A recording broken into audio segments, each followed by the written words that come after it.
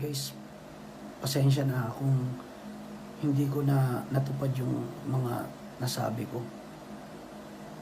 Pero kasi ayun yung mabilis na solusyon na naisip ko. Medyo sablay talaga yun, pero wala kahit okay lang sa akin, kahit mabash pa ako o kahit mundo ba ang makabash sa akin, masolusyonan ko lang yung problema. Yun, ayoko naman yung magmamakaawa. Hindi ganun kasi si Facebook, wala pa ako talagang nakuhang sahod. Nakakuha ako ng sahod doon nung February pa. March ako nakakuha, 1,900.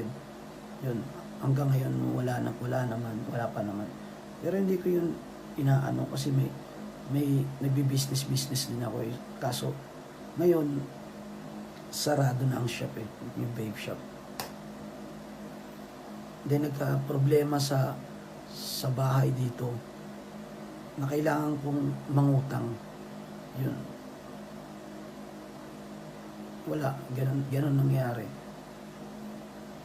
Pero okay lang yun, okay lang sa akin yun na mabash ako. Kasi ganun naman talaga. Pero hindi ako nang hikayat para hindi ganun. Walang ganun na maski ako hindi ako ganun. Yun lang. Pasensya na.